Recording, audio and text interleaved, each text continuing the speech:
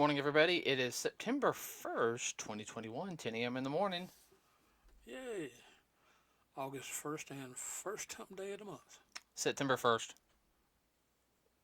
September 1st. Losing your brain in your old age? Watch it. Jumping time.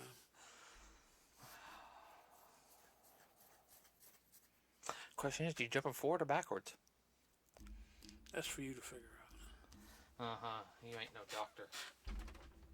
No, I ain't no doctor.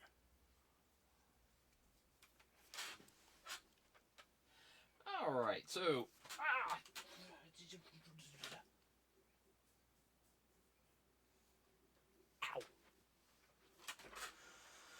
All right, everybody. Sorry about that. We are going to talk about a movie we saw on Saturday. I know what's going on. Believe it or not, you know what's going on today at 3 in Japanese. Yeah. We're going to talk about Lupin, the movie Lupin the Third, the First. What that means is that's what the series Lupin the Third, but the movie is titled The First.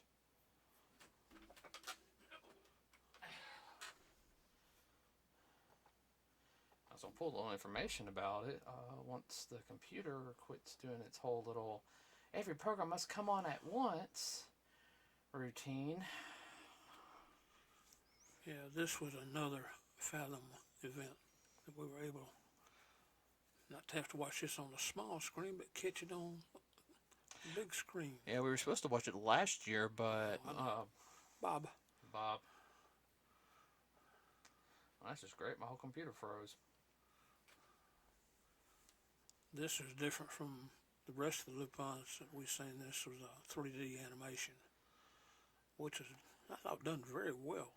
Same art style, yeah, as it, but it was done in 3D, which right. It fit the movie very well. It did. Yeah, once everything quits trying to fight over which program's going to come on first, I can actually. So there wasn't really any change in the characters. They were just 3D instead of 2D. Yeah, which allowed them to do more certain things, like especially with Lupin, how he kind of shows his athleticism. Well, he's really good at dodging. Yeah.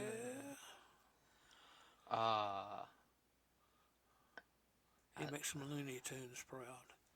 Oh, he does. Not to mention the fact that he's definitely a gymnast. Oh yeah, well, he gymnast and contortionist. I mean, you saw what he did in that one scene. I mean, he dislocated his wrist just by moving it a little bit to slide it out of the restraints. I mean, that hurt. Oh, God.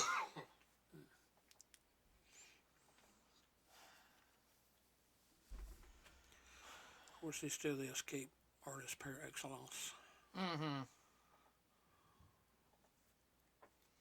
Sorry, everyone. I'm trying to get to the information, but I'm having little problems with my laptop today. I turned it on, and it has every program wanting to come on at once. It's fighting itself. Well, it's not supposed to do that. I have, like, programs set to come on. Like, I got this one trying to constantly come on. I keep turning it off. It makes it really, really hard to be able to do anything. One unusual aspect of this movie that doesn't happen very often in the Lupin universe is that he and the Spectre kind of called a truce and they worked together. Actually, it does happen quite a bit, believe it or not. You know what? I might have to look this up on my phone because for some reason it is not going to allow me to. Yeah, but this was almost from the get-go. Hold on. Them working together.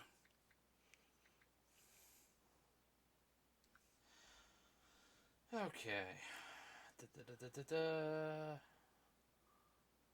One thing that strikes me as funny. It's almost Keystone Cops the way the inspector and his group are. Oh yeah, they're Interpol, but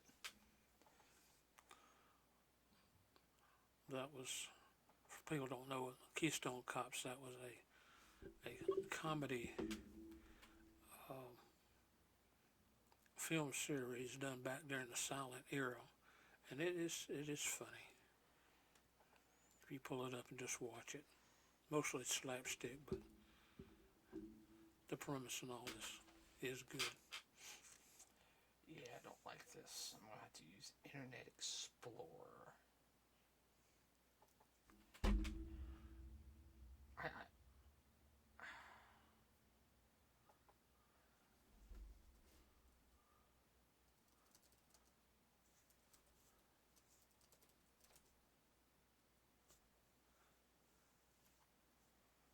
okay.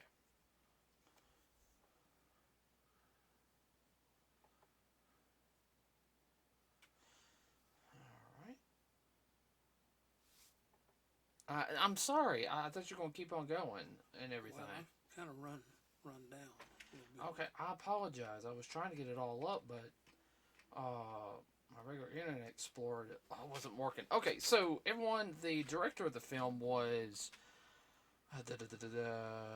Let's see. I'm looking at Takahashi Yamazaki. He also did the screenplay for the film, and he pretty much stood there and said that he wanted this film to kind of represent an action Hollywood film, since he grew up with those, which you could really much see how it was. It had like he said, it had a combination of the from the silent film era, but also got a very much a sense of a spy thriller from like the 1950s and 60s, Yeah, just a little bit. almost a little bit of film noir. Oh yeah, no, I definitely got that. What was the girl's name? I'm trying to find her name. Sorry. Oh, you're talking about the young girl. Yeah. I have to go down here to the cast. Um. Yeah. Letitia. That was her name. Okay. Yeah, she was created just for this film. Um, Basically, the big thing on this film was, if you see at the very beginning, you see like this, almost like this metal golden like bookcase that gets closed, and you see like all these clocks and gadgets rolling in it. Oh, it's booby trapped. Oh yeah, oh you can tell it's booby trapped. And what it is, and you see this little baby and everything. You can already kind of feel though, is like the little baby that from the car crash at the beginning is Letitia. I mean, you already, I mean, Figure that out. yeah. If you didn't figure that out, you haven't watched enough movies. So I already figured out. Oh, look, is that the guy who was trying to get the book, who was part of the Nazis, which, of course, anything dealing with that little group, nobody likes. They wanted the book too, which I told you right there what they thought it was. Something for power, Yeah, world domination. world domination. Oh yeah. Wasn't just money; it was some type of weapon. Oh yeah. No, then I mean that's Lupin was thinking it was hey, if I can crack this would go to a treasure and everything, and you Yeah. know, and then lo and behold, The whole thing was about a power grab. oh yeah. Well, it was already kind of figured out that when Letitia later on, when her and Lupin meet, and after Lupin escapes, then his little crew gets introduced into the movie. Besides Fujiko Mine, Lupin's technically love interest. English done by Michelle Ruff, which we've met her before. Yeah, she's real nice. Oh yeah, her and her husband were really really nice. Yeah, you had Goemon Ishikawa XIII, which I guess that's like the 13th or something. Mm-hmm. Voiced by Lex Lang. You had Daisuke Jigen, voiced by Richard Epcar, and then Arsene Lupin the Third, voiced by Tony Oliver. What? Oh yeah, just his Arsene? name. Oh no, Arson. Yeah. Arsene. Oh, I mean, it's got that little, like the smart dad right above the first E. Yeah. And of course, you had, of course, Inspector Koichi Zenigata, voiced by Doug Erholtz. Oh, he does a good job. But what I liked about this film, I guess I'm gonna sit there and say what I really liked is, most of these films they really focus on the big 3D aspect and trying to do all this extra stuff to it that they didn't need to.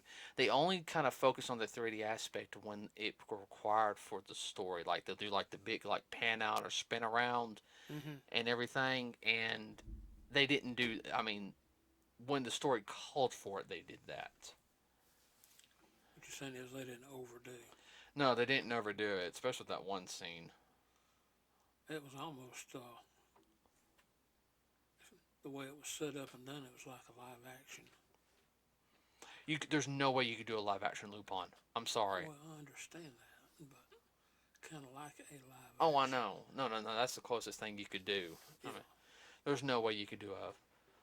I don't even want to think about that. I really don't. No, I don't want to think about it because Hollywood would get a hold of it. Yeah, running. Yeah, we'll talk about that later. Uh, so I still like. I guess the whole thing is, it to me, some of the other Lupin stuff we've seen, it very much had the same feel. We know it was set in the '60s. This story was. Yeah. Uh, Probably Mid late, 60s. mid to late '60s, somewhere around there. It wasn't late. It was mid. I'm just Okay. between Okay. mid and late. All right. Okay. All right. Um, I already kind of figured out when Lupin sat there and said I guess when he met Letitia at her apartment and said, you're not a thief. And he found out she was an archaeologist. Yeah. He sees all the papers and everything. He already sees how smart she is. And Lupin's not a fool either. No. Of course, they go to steal the book, but before that end, she sees that he has a key, like similar to hers. And he sits there and says flat out, hey, this was handed to me by my grandfather. I already figured it out right then and there. Boom. Uh, and of course, like you said, it was booby trapped, Oh yeah, the book was. but you needed both keys. Yeah, it was a. So four-sided key. And then you had I'm sorry, go ahead. Yeah, it wasn't a typical key entry. You had to put the keys together in order to make the key that would go in the lock. Mm-hmm. It was a two-piece key, which is a little unusual. Usually have one key, then you have another key. Then you had to figure out the combination. What was it? It was her name. It was her name. Mm-hmm. Eight-letter word was what, 5 letters? Uh-huh. Lupin said, no, it's too simple. No, no. But then, of course, he finds out that he realized who made the I guess what you call the briefcase lock or whatever you want to call it. Yeah. He already figured it out. He goes, "This is why it's familiar. My grandfather made this." Yeah. So he held it before when he was young. He was a little kid, Yeah. knowing how his grandfather thought. And of course, it was booby trapped in the sense that, goddamn, what was it, 2 seconds? No, they had like a minute. Yeah, had a minute, but it clicked off. We Yeah, figured like it out. 2 seconds and everything. Well, he was having to decipher the code, and that's one thing he's skilled at is Code breaking. code breaking. Of course, we saw that too when he went in to get the book from the bad guys. Oh God, how many spin things they had? Combination. I mean, there was over 6. Yeah, there was 6 or 7 combination locks on this safe.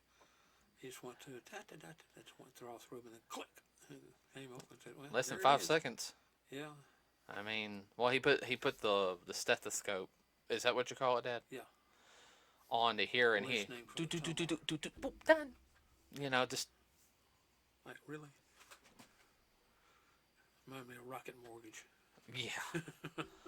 Uh Really, to tell you the truth, in this film, his team they played a part in it, but then again, they didn't. Does that make sense? Yeah, they were kind of like the also ran. Mm-hmm. They were helpful, Oh, they were helpful. but they weren't absolutely necessary. Well, no, I can't sit there and say that now. Uh, Because Jigen figured out the first puzzle. yeah, Because he saw what, and he would because he has an eagle, supposed to have an eagle eye. And then Goemon saw the second one because of his sword. And he was broken up about it, he thought he was going to have to lose his sword, Well, katana. that's not, Goemon. Yeah, his katana. Yeah, well, Goemon's very much of a person of the samurai code. Mm-hmm. Your sword is a part of you. Mm-hmm. And of course, like I said, the movie, everybody deals with the Third Reich or the revival of the Third Reich, so we already know where that's going. And even though Lupin is a thief, I guess what I really liked is, even though Lupin's a thief, he doesn't want world destruction. No, And I mean, like he sat there and said, no, he likes women and babies. I'm not touching that. I'm not touching that. He's a big flirt. Oh yeah, but a lot of stuff he doesn't mean. Yeah. I really hate the fact that the creator though of it, let's see. I think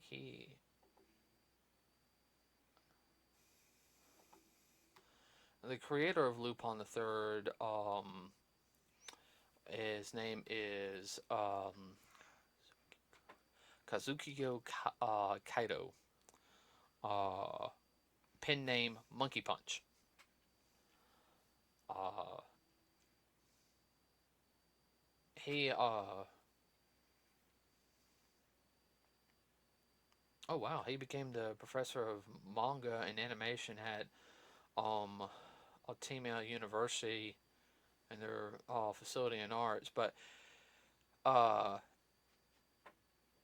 he, everyone, I mean, he started his work in the 1960s. His notable works was Lupin the Third. That was his pet project. And he made his debut in 1967 with it. And I mean, It's been going on ever since. yeah, I mean, he really. I mean, he's done. He did other things, but I think that's his most notable work, and his art style was very unique. Unfortunately, he passed away on the 11th of April 2019, so he never got to see this film, which I hate that. Hmm. I mean, just shy a couple months because this came out in October 18th. No, to see the release date. He was just around 6 months shy of seeing it, and I hate that. I don't know how much the movie made. I don't know how much it cost. Yeah, we don't have any figures for that yet. No. I agree with with it. Just felt like a regular Lupin episode to me. A full, Extended. yeah, an extended Lupin episode. Which I mean, if you're a fan of Lupin, I mean, they're fun, like little 30-minute short, episodes, and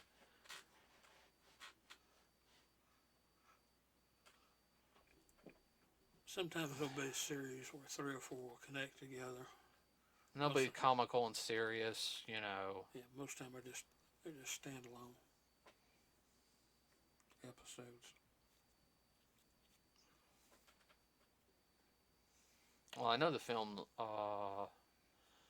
came to me at 11 million, but I don't know how much it cost to make the film. Mm-hmm. So we'll find out later.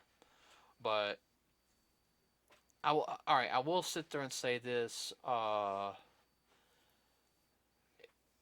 You can kind of tell that the girl fell in love with Lupin. Yeah.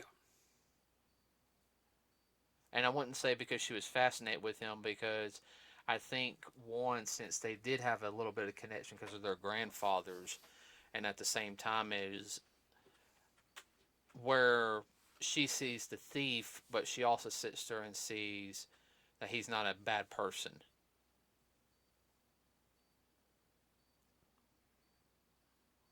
What? No, I agree with you. And she's young and impressionable.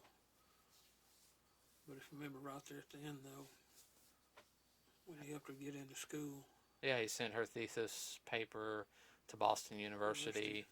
for archaeology, he Yeah, said, "I'll see you again in 5 years," right.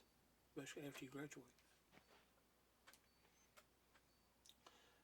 Which, technically, truth, if he went into being her assistant in archaeology, he'd be a valuable asset. Well, that works both ways. Oh, I know. One, he's a treasure hunter. Oh, yeah. He'd be the one to get out. Okay, Lupin, do your thing. You know, all the traps and all. Yeah, for the cut of the profit. Yeah. I know. I noticed they went the classic red shirt in this one. Yeah. Well, that was from the second series. Mm-hmm.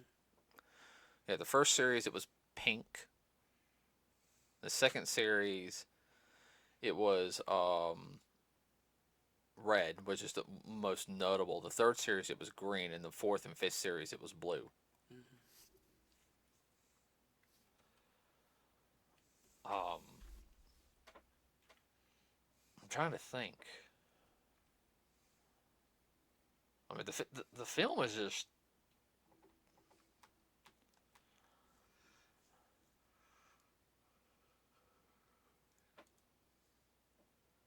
The film is just. I would have to sit there and say, Well, it had a little bit of feel of Raiders of the Lost Ark. mm-hmm.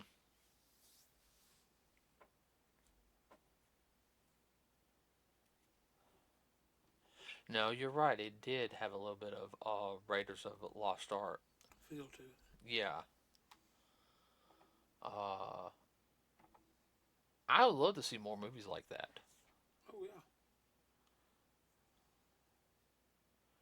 You know, it's kind of funny. It's the first film, the pilot film, came out 50 years ago. Wow. Uh, that came out in 1969. It's a 12-minute short. Hmm.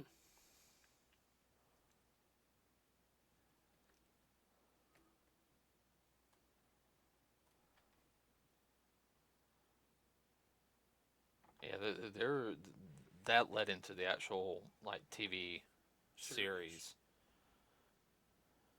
Yeah, part two had like 4 seasons to it. Ooh, there's gonna be, speaking of Lupin, there's gonna be a part 6.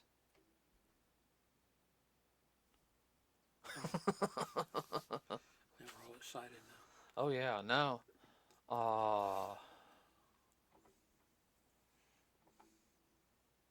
I don't know. What would you have wanted to see differently in the Lupin movie? Anything? I can't really think of anything. Mm, I can't either. I mean, I hate saying it. The film was just so good. I mean, just from beginning to end, it flowed very well. I mean, it had the original style music feel to it, kind of that jazz um, Feel. feel to it. The closing theme was good. It was just very smooth and, you know, I think it was called Farewell. Yeah. I mean,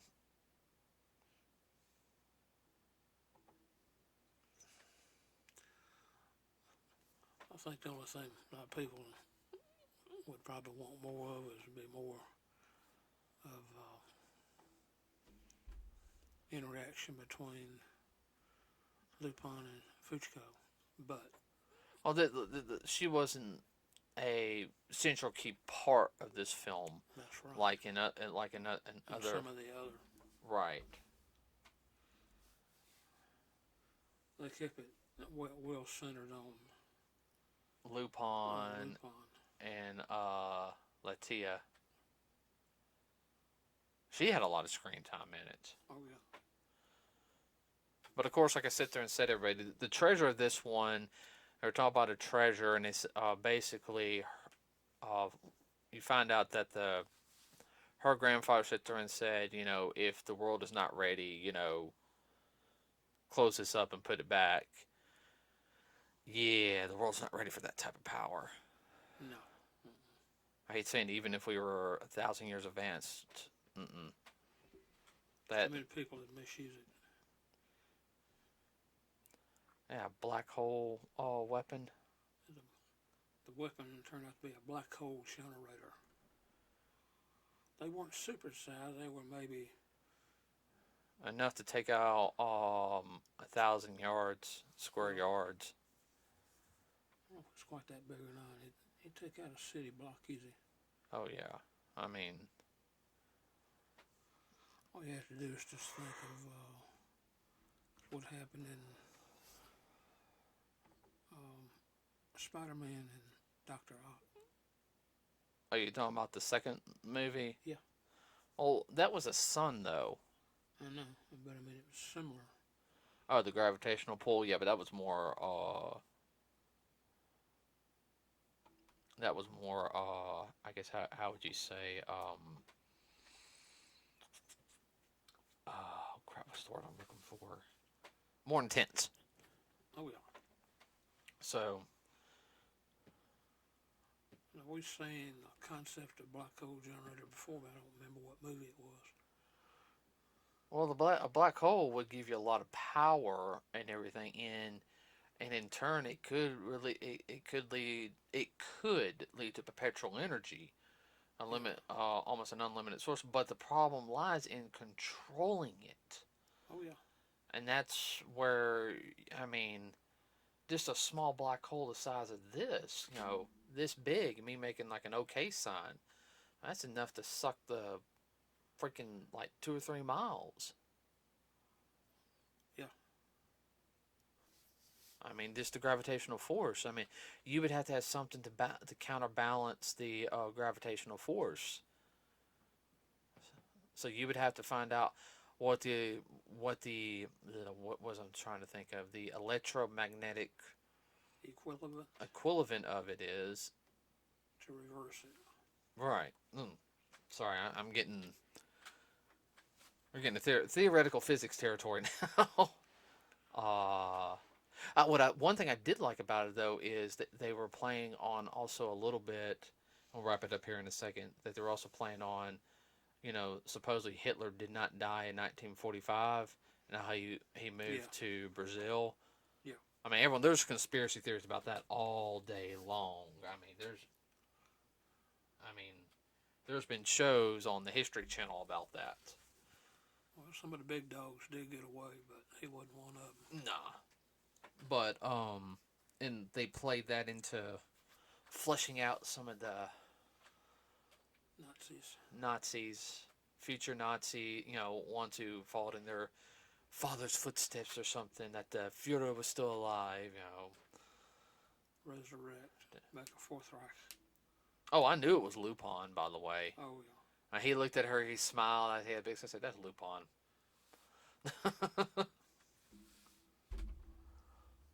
But no, it was very much also feel as like when Lupin's trying to get away, is he's being chased by Zenigata, and of course the Fujiko took the good boat, and they got the crappy boat, and Well, she had it loaded up with stuff she had raided out of the fortress. yeah, Nazi, stuff Nazis stole, yeah, loot. And what I find it funny is when they were passing her, they all saluted her and everything, and as soon as they passed, they're going right back after Lupin. Yeah. I mean, you think after all those years he'd be hoarse yelling Lupin's name?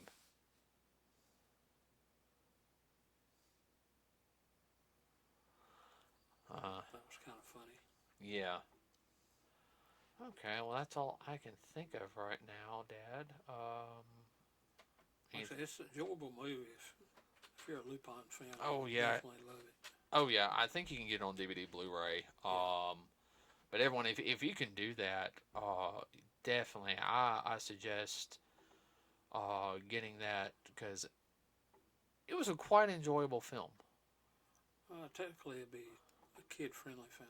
Oh no, it's definitely a kid-friendly film. Yeah. So, all right, everybody. With that said, we're going to wrap it up here today. Now, on Saturday, we will have a